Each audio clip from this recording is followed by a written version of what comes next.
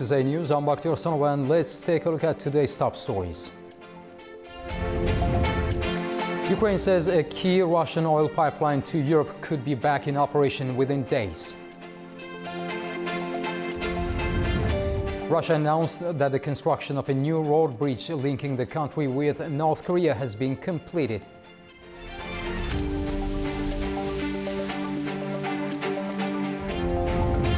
And Georgia's ruling party is seeking to ban several opposition groups.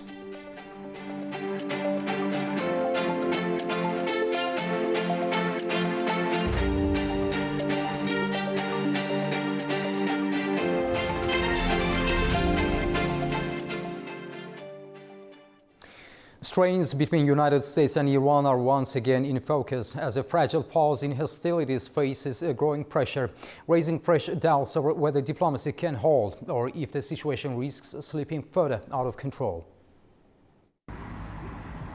Tensions between the United States and Iran remain high, with uncertainty clouding prospects for a new round of peace talks and the future of a fragile ceasefire. US President Donald Trump says Washington will not lift its naval blockade on Iranian ports until a deal is reached with Tehran. In posts on Truth Social, Trump said the US is in a strong position and insisted that continued pressure on Iran would force a deal. The blockade, imposed about a week ago, has already disrupted regional shipping. According to US Central Command, American forces have turned away dozens of vessels and seized an Iranian-flagged cargo ship attempting to pass through restricted waters. Tehran has condemned the move as piracy and a breach of the ceasefire.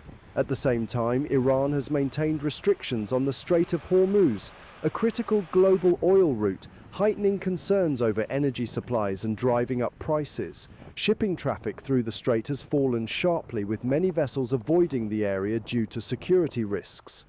Diplomatic efforts remain uncertain. A second round of talks is expected in Islamabad, but neither side has fully committed. US Vice President J.D. Vance, who is set to lead the American delegation, has yet to leave Washington, while Iran says it currently has no plans to attend. Iranian Parliament Speaker Mohammad Bagher Ghalibaf has rejected negotiations under threats, accusing Washington of trying to force a surrender and warning that Tehran is prepared to escalate if necessary. Despite the standoff, Trump says a deal could be reached relatively quickly and would surpass the 2015 Joint Comprehensive Plan of Action, which he withdrew from during his first term. For now, both sides continue to trade accusations of ceasefire violations, while the chances of renewed talks and broader de-escalation remain unclear. Pakistan has tightened security in Islamabad ahead of expected US-Iran talks, with around 20,000 police deployed across the capital and neighboring Rawalpindi. Elite commandos and snipers have joined the operation as authorities seal the red zone, suspend transport and move government officers there to remote work. Major hotels have been cleared, while the media center used during the first round is being set up again outside the Jinnah Convention Center. A Pakistani source said talks may resume on Wednesday, with Donald Trump possibly joining in person or virtually if a deal is reached.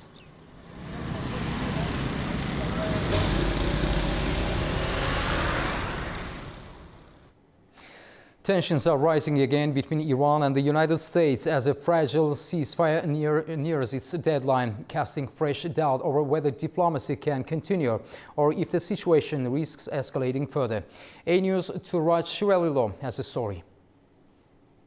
Iran's parliamentary speaker Mohammad Bagher Ghalibaf has ruled out renewed negotiations with the United States in Islamabad on Tuesday, saying Tehran will not engage under what he called the shadow of threats. He stressed that Iran will not sit at what he described as a table of surrender, while a two-week ceasefire between Tehran and Washington is due to expire on Wednesday. In a post on X, Ghalibaf said US President Donald Trump is attempting to turn negotiations into a table of surrender by imposing a blockade and violating the ceasefire to justify the renewed hostilities. He added that Iran has spent the past 2 weeks preparing to deploy new options on the battlefield. Ghalibaf, who led Iran's delegation during the first round of talks in Islamabad earlier this month, issued the warning as tensions escalate ahead of the ceasefire deadline, including reports of U.S. naval forces opening fire on an Iranian cargo vessel in the Sea of Oman on Sunday. Meanwhile, Foreign Minister Abbas Araghchi held calls with Pakistani Foreign Minister Mohammad Ishaq for the second time in 24 hours, as well as Russia's top diplomat Sergei Lavrov and his Iraqi counterpart Fuad Hossein ahead of the ceasefire expiry. An informed Iranian source told A News that all parties are engaged in intense diplomatic exchanges, adding that any new talks would depend on the lifting of the U.S. blockade on Iran's southern ports. For now, with the ceasefire nearing its end, uncertainty remains over whether diplomacy can resume or tensions will escalate further. Turaj Shiralilu, Tehran, for A News. Energy tensions in Europe are back in focus as a key oil route linking Russia to EU markets edges closer to reopening, raising fresh questions over whether supply disputes between Ukraine and its neighbors can be resolved. Ukraine's President Volodymyr Zelensky says a key Russian oil pipeline to Europe could be back in operation within days, as a dispute over supplies continues between Kyiv, Moscow, and European Union states. President of Ukraine said on Monday that the damaged Druzhba pipeline would be ready to operate by the end of April. The Soviet-era pipeline has been shut since late January, after what Ukraine says was a Russian drone strike in its western region. Hungary and Slovakia have since been cut off from Russian oil deliveries through the route. Ukraine's state energy company, Naftogaz, has declined to comment on when operations will resume. Kyiv denies accusations from Budapest and Bratislava that it has delayed repairs. The Kremlin says Russia is technically ready to resume oil flows and that it continues to meet its contractual obligations with Hungary. As things stand, you are aware that the Russian side remains technically ready.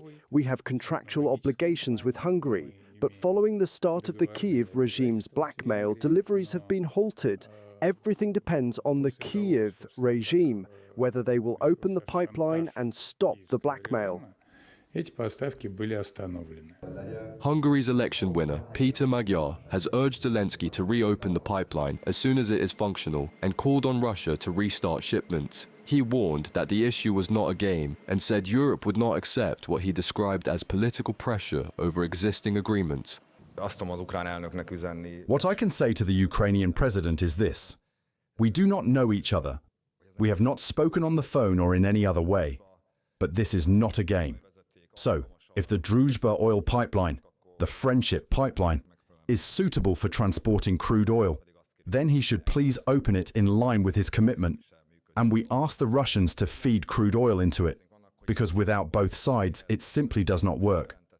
We also have information that this could happen in the coming days, as may already have been announced by various sources. We will not enter into any form of blackmail, and I would not recommend it. I say again, we do not know each other, but I would not recommend that the Ukrainian president go down this road. The dispute comes as Hungary and Slovakia remain at odds with Kyiv over the suspension of Russian oil supplies through Ukrainian territory. Construction of the road bridge over the Tyumen River linking Russia and North Korea was completed on Tuesday, April 21st. The announcement was made by Oleg Kozemyako, governor of Russia's Primorsky region. According to the Russian government, the bridge is expected to open to vehicle traffic in June 2026. Work on the project began in April 2025. Russian Prime Minister Mikhail Mishustin attended the ceremony. According to South Korean, Ukrainian and Western sources, North Korea sent around 14,000 troops in 2024 to fight against Ukraine under a mutual defense pact with Russia.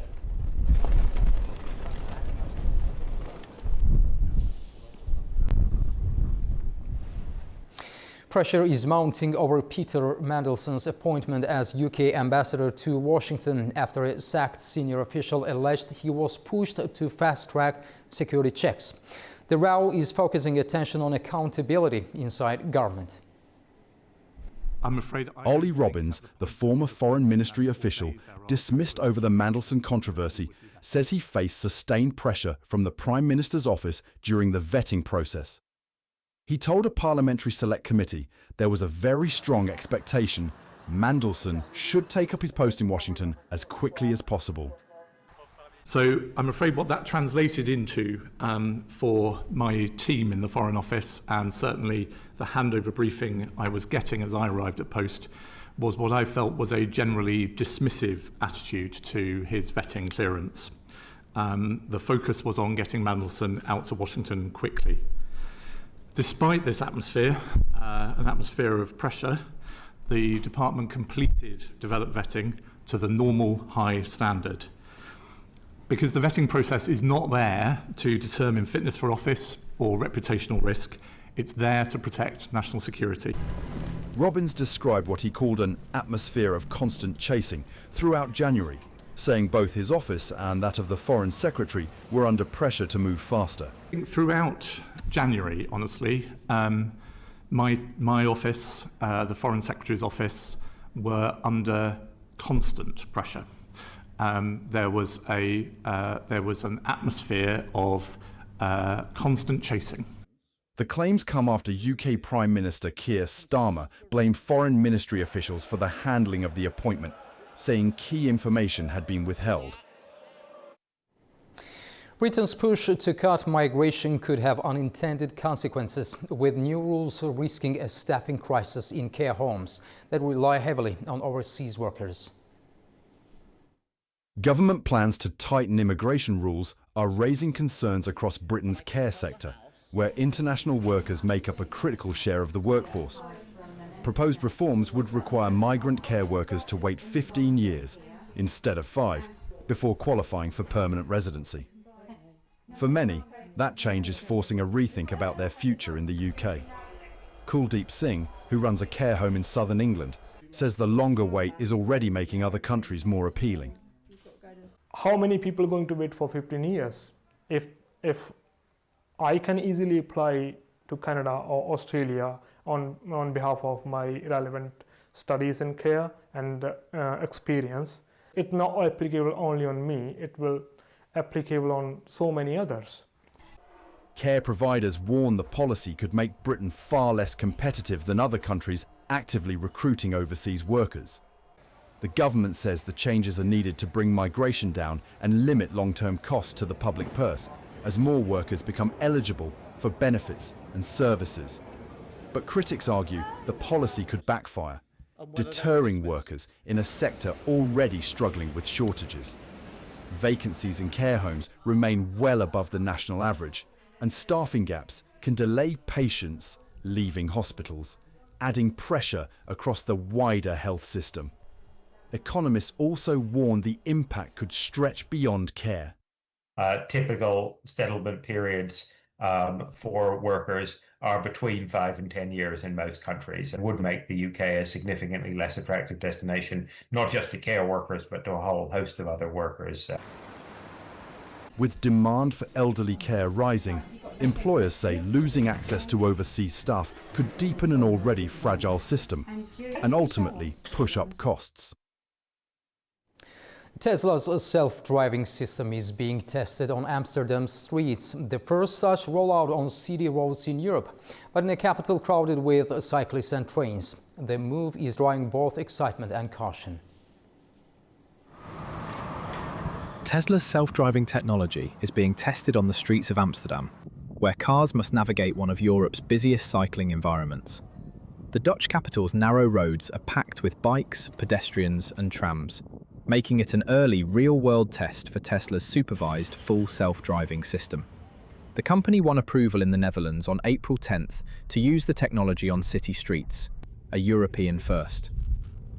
To be able to experience it firsthand here in the Netherlands, that's unreal, because I've been waiting for this moment ever since Autonomy Day in 2019, where Elon said this is going to come. And the moment's finally here. So for me, it's like I'm smiling every single time when I'm in the car. Tesla says the system can steer, brake and accelerate on its own.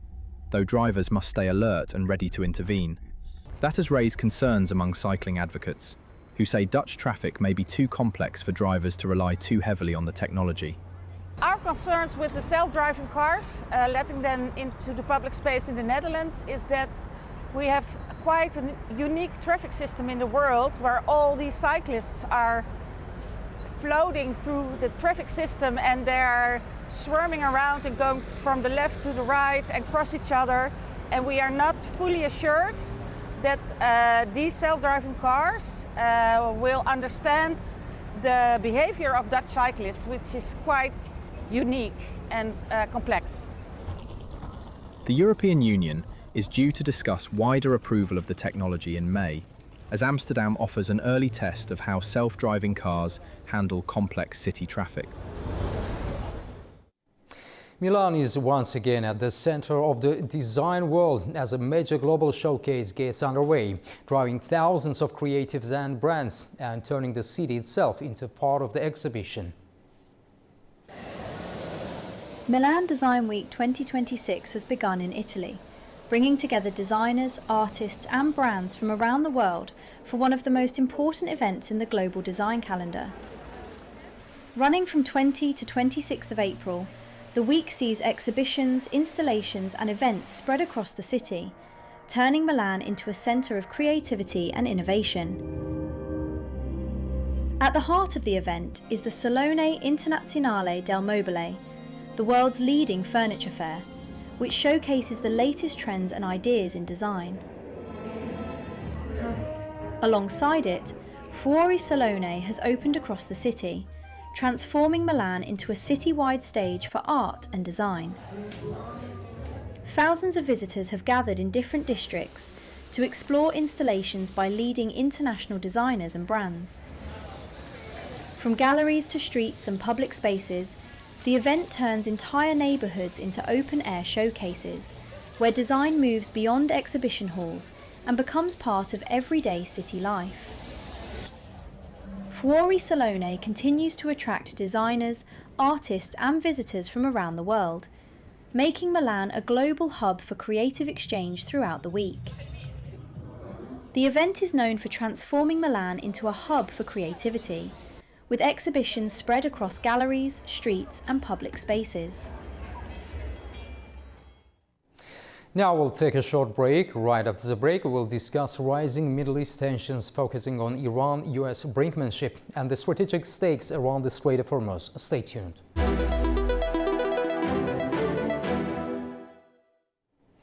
Welcome back to A News, our top story for discussion. Tensions in the Middle East are once again approaching a critical tipping point. Iran has issued a stark warning, vowing an immediate and decisive response to any renewed hostile action, while signaling its strategic leverage over the Strait of Hormuz. At the same time, US President Donald Trump has raised the stakes, threatening further military action if a deal is not reached before an imminent ceasefire deadline. Diplomatic efforts are underway in Islamabad, with Pakistan attempting to mediate a fragile process, though uncertainty remains over Iran's participation. The situation now sits at the intersection of military brinkmanship, energy security and high-stakes diplomacy, where any miscalculation could have far-reaching global consequences. To help us unpack these fast-moving developments, I'm joined by political analyst Nuno Martins, who speaks to us from Lisbon. Mr. Martins, welcome to the program and thank you for joining us. Thank you very much for the invitation. Mr. Martins, Iran is signaling it has the upper hand militarily. How credible is this claim in practical terms? Well, since the beginning, I have been saying that we are facing a war on narratives. We can see that through the Trump administration and the posting of messaging of tweets in Truth Social, for instance. But we are also seeing that on the Iranian side. I do believe that this statement was more about the Hormuz Strait than anything else. The question is, it's a way of trying to leverage the situation and the position of Iran to go to the negotiations. At the end of the day, in my view, the only upper hand that Iran has is in the case of boots on the ground. The geographical situation of the country itself can be a reliable position of defense for the regime, but nothing else than that. Even though in the beginning of the blockade of the Hormuz Strait by the Iranian regime, the Americans understood how to unblock it, and that's what they are doing. I don't think that the Hormuz Strait is any longer upper hand for the Iranian regime at this moment. So President Donald Trump has threatened renewed bombing. How serious should we take this deadline diplomacy? Look, it is clear that all of these negotiations have been doing and have been holding through threats from both sides, but at the end of the day, they go into negotiations. It is clear that the American administration wants to negotiate, wants to end this, but wants to end this with certain conditions which are quite impossible for the regime to fulfill, on one hand, if they want to continue as such. So the question is about time, on one hand, and the other question is how the regime will try to still support itself and trying to overpass these negotiations. So I do believe that, in one hand, these threats from the Trump administration should be taken in serious matter by the Iranians. Mr. Martins, Pakistan is trying to mediate. How effective can Islamabad realistically be in bringing Washington and Tehran to the table? Well, the effectiveness of the peace broker, of a peace mediator, is always the one who can discuss and put both sides on the table and can lead the discussions. Further on this, Pakistan has also some leverage with the Chinese, and the Chinese are, in my view, the ones who have really important matter to decide and want to break this war as soon as possible. So at this moment, I think that the Pakistan are and have a very good leverage to put people on the ground to discuss. There are very good relations between the foreign ministry and, if I'm not mistaken, the defense ministry and the Trump administration. And the leverage that they have with the Iranian regime and whoever is representing the Iranian regime also gives them this leverage.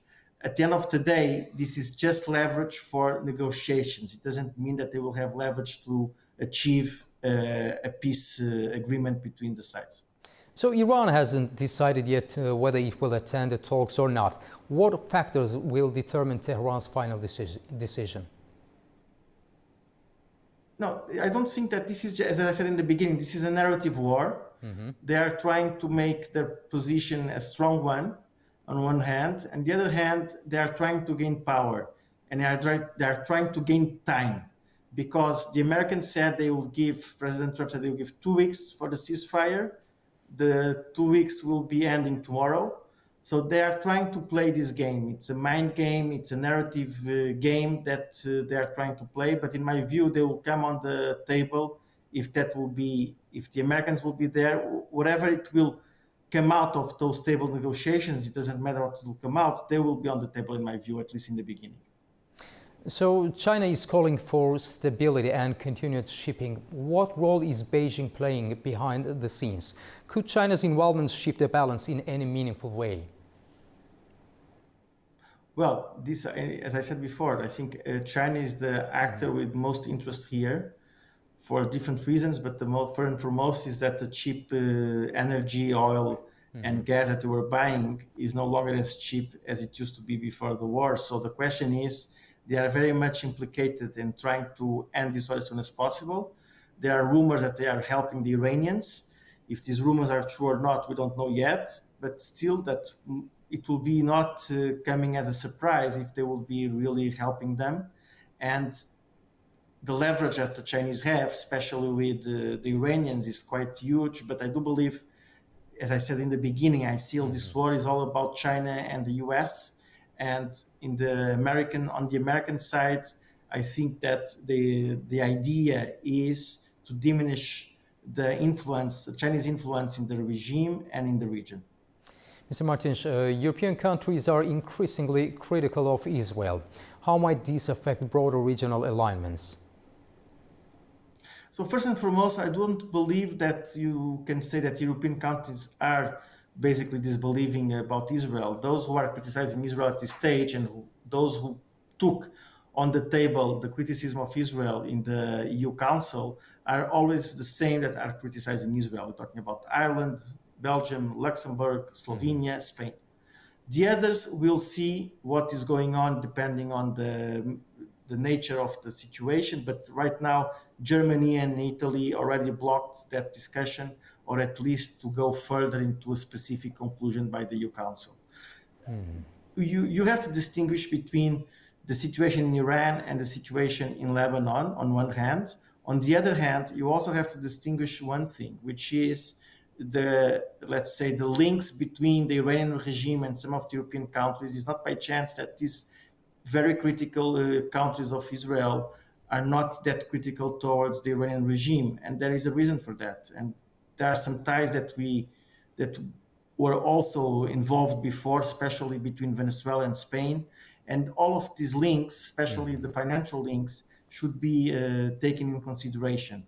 And to be honest, I don't think that this, at the end of the day, will take any support or any, let's say, leverage towards Israel and the Israeli government, as they consider Europe not as a reliable partner as they used to be. Mr. Martins, in your view, are we moving toward a diplomatic breakthrough or a wider regional escalation in the Middle East?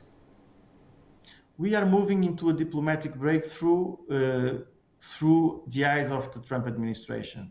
Diplomacy is used as a leverage to achieve goals, not as a leverage to achieve a compromise, on one hand. On the other hand, I do believe that the end result will be something in between, not boots on the ground, not total diplomatic agreement between the sides, but more something that will go further to the American administration goals rather than to the Iranian ideas that they want to keep.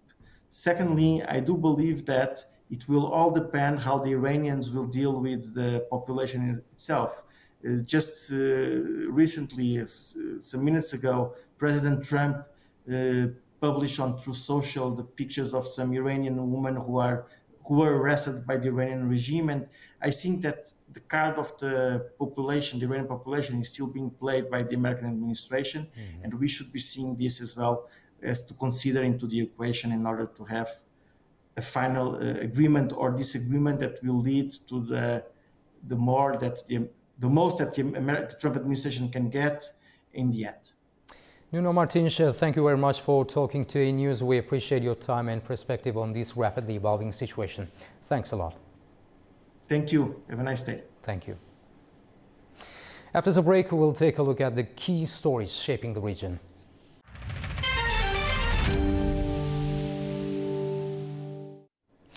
Welcome back to A News, and now we continue with our key regional stories. Ahead of a key NATO summit, Mark Rutte is expected in Ankara for talks focused on alliance coordination and regional security. The discussions come as tensions persist over Ukraine and the Middle East, testing unity within NATO. NATO Secretary General Mark Rutte is expected to arrive in Ankara on Tuesday for a series of high-level meetings with Turkish officials. During his visit, Rutte is scheduled to meet President Recep Tayyip Erdogan, Foreign Minister Hakan Fidan, and Defense Minister Yaşar Güler. The talks are expected to focus on preparations for an upcoming NATO Leaders Summit set to take place in Ankara in July. Discussions are also likely to cover regional security challenges, including the ongoing war in Ukraine and escalating tensions in the Middle East. While in Turkey, Rutte is also expected to visit a Turkish defense industry facility, highlighting the country's growing role within NATO's defense architecture. His visit comes as Turkey continues to position itself as a key player on NATO's southeastern flank. Local media coverage of the NATO chief's visit has been mixed. Pro-government outlets have framed it as recognition of Turkey's strategic importance and growing influence within the alliance. Some commentators have noted Ankara's central role in regional diplomacy and defense production as key factors shaping NATO's approach. Meanwhile, opposition-leaning media have raised questions about the inter-alliance tensions, including differences over regional policies and defense priorities. Analysts say that Rutte's visit underscores NATO's need to maintain unity at a time of multiple crises. Officials in Ankara say they expect the meetings to reinforce coordination ahead of the upcoming summit and strengthen Turkey's role within the 32-member alliance. This is Adam Morrow for A News in Istanbul, Turkey. Another shipment of petroleum products has been sent from Azerbaijan to Armenia. Today, a train carrying 974 tons of diesel fuel departed from Bilajari station, operated by Azerbaijan Railways. A further consignment is en route with 16 wagons of diesel fuel set to reach Armenia, where transit through Georgia. In total, more than 11,000 tons of fuel, including diesel and petrol, have been supplied from Azerbaijan since exports began in December 2025. The shipments follow a decision by President Ilham Aliyev in October 2025, after earlier transit restrictions.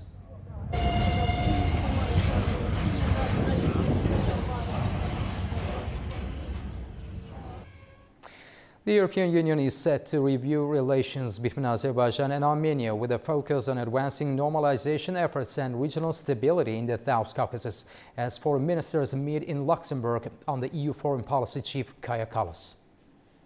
Then we are discussing South Caucasus. For us, Armenia, Azerbaijan, the normalization of the relationship is extremely important, and we are also going to discuss a new mission for Armenia and how we can further work with the relations on Azerbaijan. Of course, we are also discussing what is happening in Georgia, and you know, our approach to this has been very firm. We are supporting Georgian people, but not the Georgian government that takes this in the wrong direction. Humanitarian pressures are building in Afghanistan as a surge in returning refugees strains already limited resources, prompting renewed calls for international support and urgent efforts to expand aid and job opportunities. Tamim Bahiz has the details from Kabul.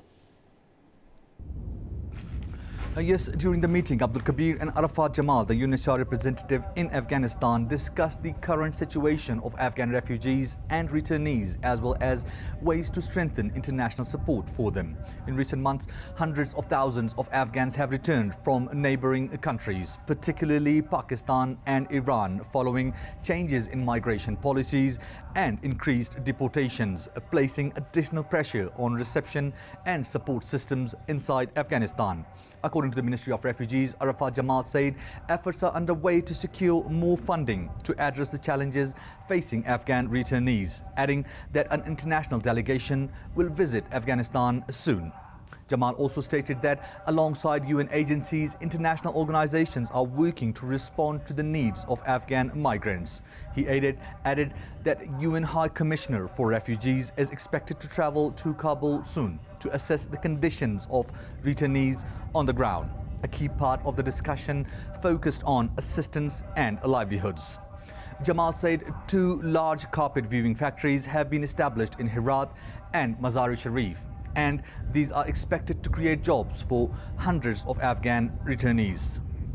For his part, Abdul Kabir welcomed the UNHCR representative and praised the United Nations for its continued support, saying hundreds of tents have been delivered to remote areas, while essential supplies have also been sent to temporary settlements. The minister also described the condition of Afghan returnees across the Duron line as worrying, saying many in the Zakhail and Hamza camps still face registration problems and do not have proper access to services. He reaffirmed support for international efforts to create employment opportunities inside Afghanistan and said the country welcomes visits by global officials working on migration and refugee issues.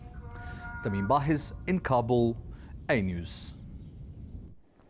Political tensions are rising in Georgia as the ruling party moves to challenge several opposition groups through the courts, raising questions about how far legal tools could reshape the country's political landscape.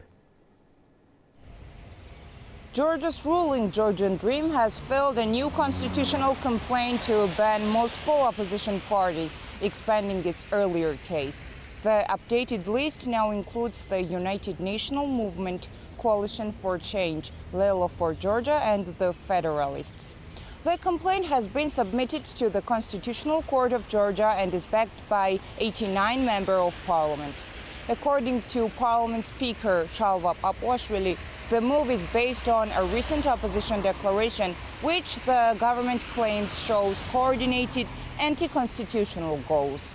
These include rejecting state institutions, refusing to recognize election results, and attempting to destabilize the political system.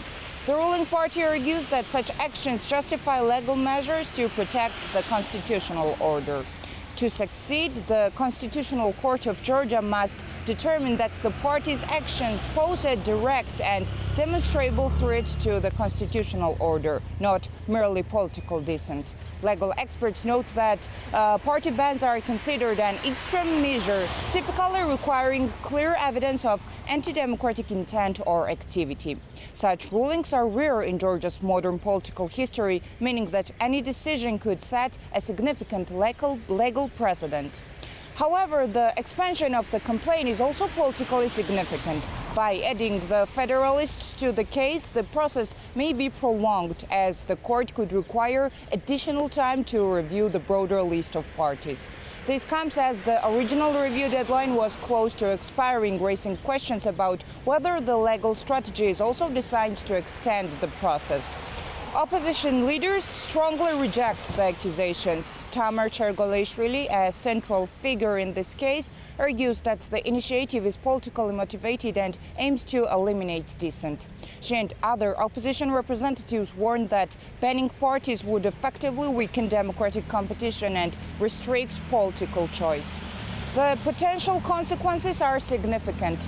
Analysts note that banning multiple opposition parties could reshape Georgia's political system by reducing pluralism and limiting open political debate. It may also set a precedent where legal mechanisms are used to exclude political opponents rather than compete with them through elections.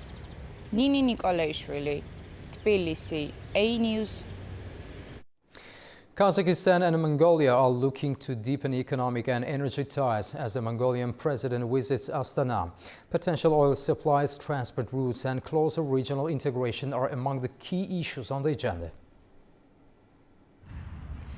Kazakhstan may begin supplying oil and petroleum products to Mongolia, with the issue high on the agenda during talks in Astana as the Mongolian president visits the country.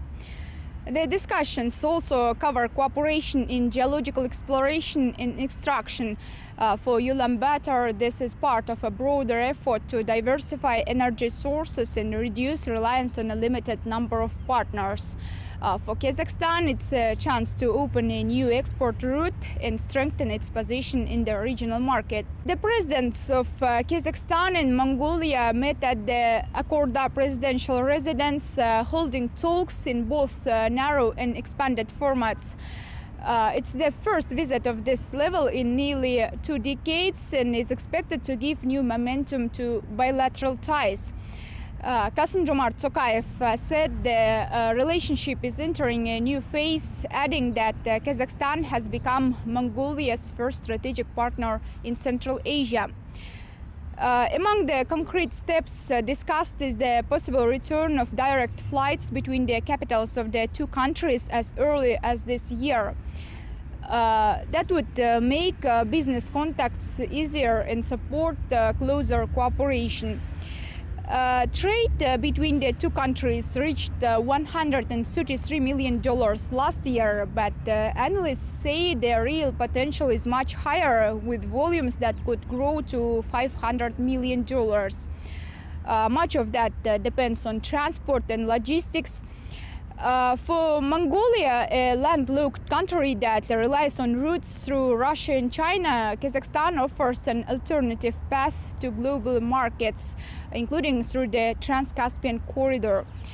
For Kazakhstan, this strengthens its role as a key transit hub linking Asia and Europe. That growing strategic interest is already reflected in bilateral agreements. More than 10 documents were concluded during Tokayev's visit to Mongolia in 2024, and a new package of deals is expected from this visit as well, aimed at deepening cooperation. Fariza Kalimurzina, Almaty, A News. Global energy concerns are back in focus as Xi Jinping underscores the need to keep one of the world's most critical shipping routes open amid rising tensions and fears over supply disruptions. Mahnur Maktoum picked up the story for us. Chinese President Xi Jinping has highlighted the importance of maintaining normal passage through the Strait of Hormuz during a phone call with the Saudi Crown Prince and Prime Minister Mohammed bin Salman.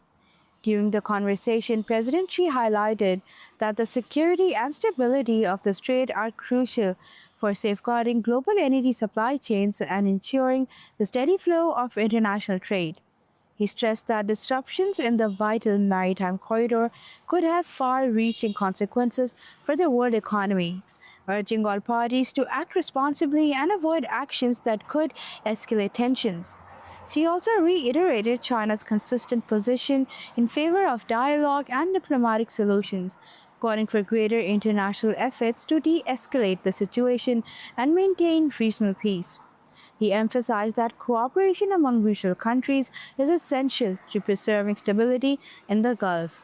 The Strait of Hormuz remains one of the world's most important transit routes, with roughly a fifth of global oil consumption passing through it each day.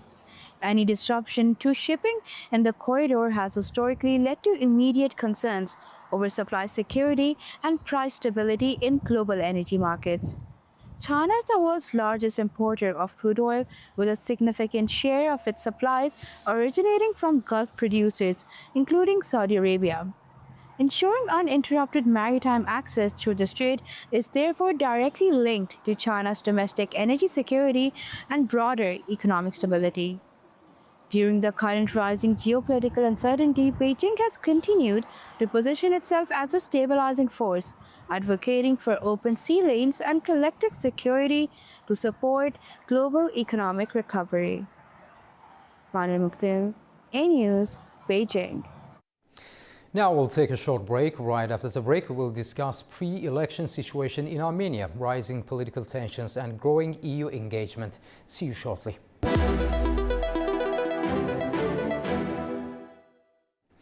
Welcome back to A News. Armenia is entering a politically sensitive period ahead of its parliamentary elections expected in June, amid rising geopolitical attention and renewed regional diplomacy.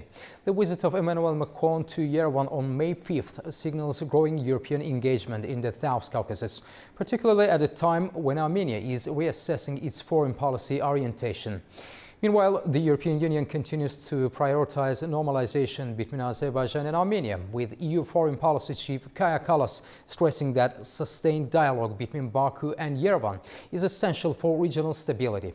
However, the domestic political climate remains tense in Yerevan. Armenian authorities have detained several individuals linked to a pro-Russian opposition party over alleged electoral bribery, raising concerns about the integrity of the upcoming vote.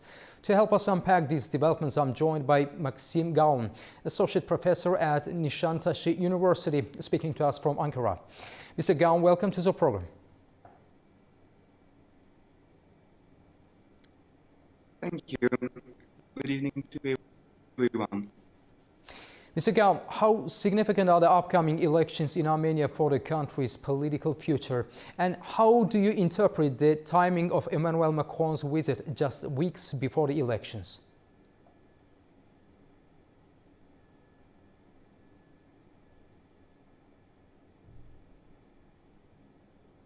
Fundamental election for the future of it will decide about the process. Can you hear me? Yes. There's a so it decides the future. The peace with Azerbaijan, normalization with Turkey, to European, etc. And of course, the visit of Emmanuel such a short time before the election actually take place is by no means a coincidence. It's a way to consolidate Nikol Pashinyan and to show to the Armenian voters that the government is not alone, that the distance taken from Russia is not weakening Armenia, quite the contrary. It will make Armenia stronger. Mr. Gaun, what does this visit signal about France's strategic interest in Armenia and the broader South Caucasus? Could Macron's visit be seen as an attempt to counterbalance Russian influence in Armenia? Definitely, to diminish as much as possible the influence of Russia and to create a maximum of economic and political partnership with France, but with EU and why not with Turkey as well, with Armenia, in order to consolidate the situation, to make the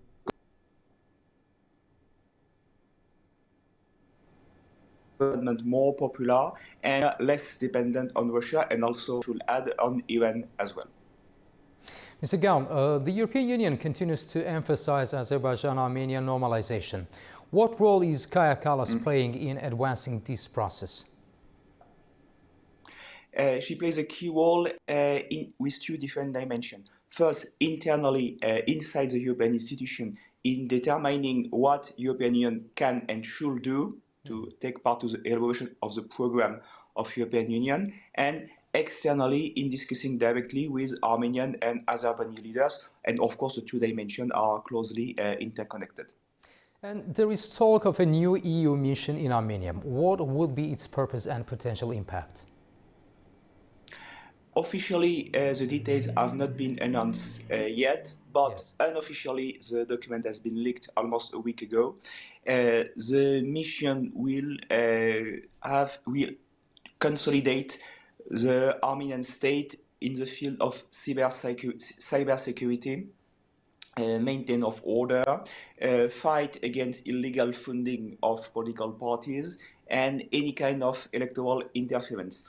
Of course, the aim is to avoid Russian interference, and on the contrary, to repeat the Moldovan scenario, where European Union helped the Moldovan government to win after fair elections and to avoid the worst consequences of Russian interference, because you know Russia has spent several hundred of millions of euros in trying to provoke the defeat of the current Moldovan government. Mr. Gaon, how do you assess the recent export of diesel fuel from Azerbaijan to Armenia? Could such an economic interactions help build trust between the two countries? Definitely, you use a keyword, trust, because for years, we may say after the signing of the Prague Declaration, by which Armenia and Azerbaijan recognize the territorial integrity of each other, for years now, Russia, Iran and their friends, to use a diplomatic word, in Armenia, claim that Nikol Pashinyan makes many concessions and get nothing in exchange. This is a very tangible proof that it's not true, that Armenia is getting tangible result in exchange for respecting territorial integrity of Azerbaijan and advancing on the way of peace. Even more in considering that, unlike Azerbaijan, Armenia does not produce any oil, gas, or practically any energy except hydroelectricity and nuclear, but as you know, their nuclear plant is in a bad shape. So this diesel fuel is a very smart idea of Azerbaijan and Armenia to build concrete trust, not just at the intergovernment level, which is, I think, it is largely done, but also in a more individual, more popular level, because it is the people who vote in the end. So, turning to domestic politics, how serious are the allegations of electoral bribery involving opposition figures? You mean the people who have been arrested last week who are part of the Strong Armenia party? Yes. It seems quite credible, considering the precedent of Moldova, where millions and millions of euros, dollars, and local currency were spent to buy votes. Given the fact that the leader of this strange Armenian political party is a dual citizen Russian-Armenian, and not a random Russian-Armenian, but a billionaire closely connected to the previous Armenian regime and to the current Russian government. So it makes sense. It's unfortunately in the habit of this kind of people to buy votes, particularly in a poor country like Armenia, where you know a large part of the population is in misery, and the pluralist democratic experience is quite recent. It's 2018, 2021 that it really started in Armenia. And finally, what are the key risks and opportunities for Armenia in the coming month, both domestically and regionally? The main risk is to have a young parliament with no clear majority, which will diminish, if not undermine, the peace effort of Nikol Pashinyan and of his government in general.